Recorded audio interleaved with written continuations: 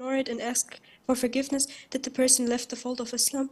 The answer is no. A person does not leave the fold of Islam through these intrusive thoughts that are generated by Satan himself. The Prophet said in an authentic hadith, alayhi salatu wassalam, Allah, the Almighty has forgiven my ummah for my sake, for whatever thoughts that cross their minds, as long as they do not speak about it nor act upon it.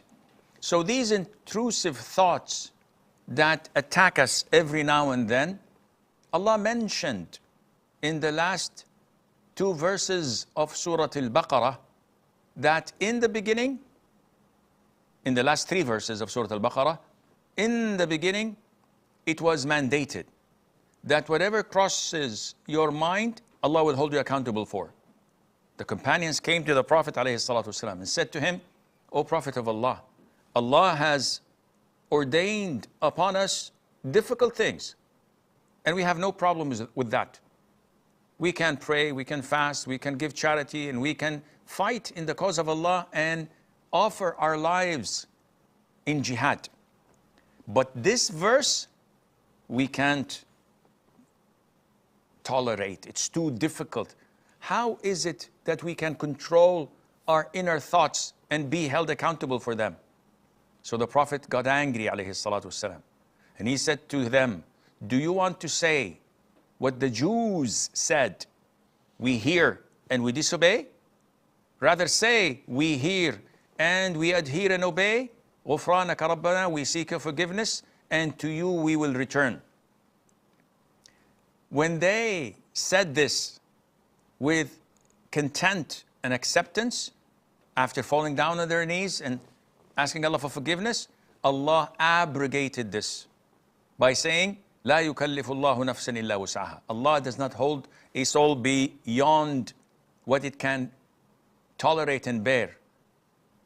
And Allah has forgiven our ummah for whatever crosses our minds, as long as we don't speak about them and we don't act upon them. So you're safe with the grace of Allah. Sulayha from India. Assalamu alaikum, Sheikh. Wa alaikum assalam wa rahmatullah. My sister is single parent and does not care about her children. She is going abroad for work, so I decided to take care of children. My husband does not have any problem with that, but he does not want to live with them. So he said that you take a house for rent, live there with children, and when they will be asleep or at school, then come to our home. So this is permissible. Jazakallahu khairan. Wa jazakum. This is not an ideal situation. It is like being a carpenter while your door is broken. Instead of fixing people's doors, start with your own door as a carpenter. Now, taking care of your nephews and nieces is a good deed at the sight of Allah. But wasting your own family and neglecting your own husband's rights and your children, if you have children, that is totally illogical. May Allah Azza wa Jal reward your husband for being so tolerant and kind, but this is not ideal. He may accept this 1 month, 5 months, then he would definitely consider getting married again to someone who would take care of him. Maybe he's so kind and good-hearted person that he's unable to voice his concerns and frustration of the situation. But this does not mean that you turn a blind eye to what you're doing. You have to evaluate the situation. If their mother doesn't care for them or about them, you shouldn't be more concerned than their own mother. Focus and prioritize your tasks. And if you have enough time, you may devote that for them, and Allah knows best. Fahim from Bangladesh. Assalamu alaikum. Wa alaikum salam wa rahmatullah. Sheikh, a person who is trying to be a better Muslim day by day, but struggles to pray Fajr prayer due to laziness and oversleeping. At the same time, after watching your videos, now he doesn't want to free mix because he doesn't want to commit more sins. But when he advised his family and relatives not to free mix, they counter him by saying, isn't it hypocrisy that you don't regularly pray Fajr but decided not to free mix? And who are you to advise us? You fix yourself first, then come to advise us. So Sheikh, that's why he cannot do dawah to them because they counter him by pointing out his weakness. So are they doing the right thing, Sheikh? First of all, each and every one of us must perfect himself to the best of his ability. However, it is not an objective he must reach before he starts to advise people. This is the way of shaitan. Satan is always telling me, oh, no, you should not advise people. You should not give fatwas. You should not preach or give a lecture until you finish a particular number of classical books and read them on trusted shuyukh and get a master's or a PhD and get the recommendation of 20 or 30 renowned scholars. By this logic, no one would preach. And in Arabic, we have a saying, if no one preached unless they are sinless, no one would preach except the Prophet ﷺ. No one is exempted and free from sin.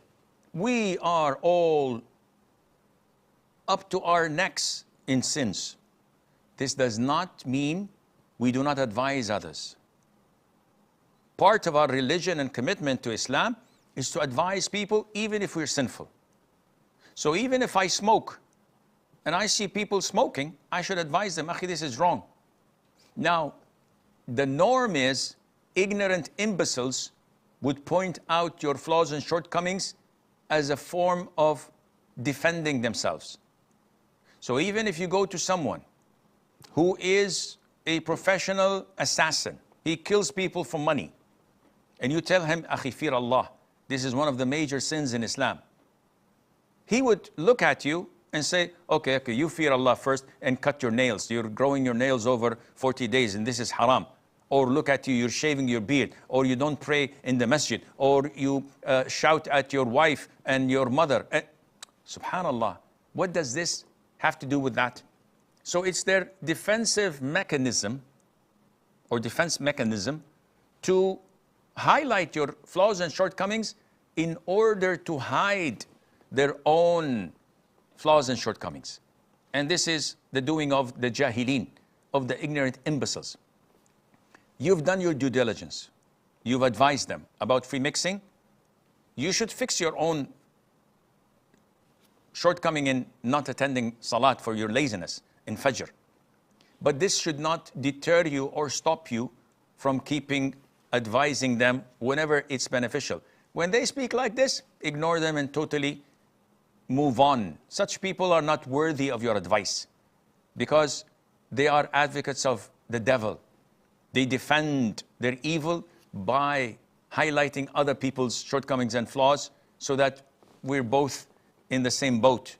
So might as well accept my sins and I'll accept yours. And this is not the way of the Muslims, and may Allah knows, and may Allah Azza wa Jal protect us.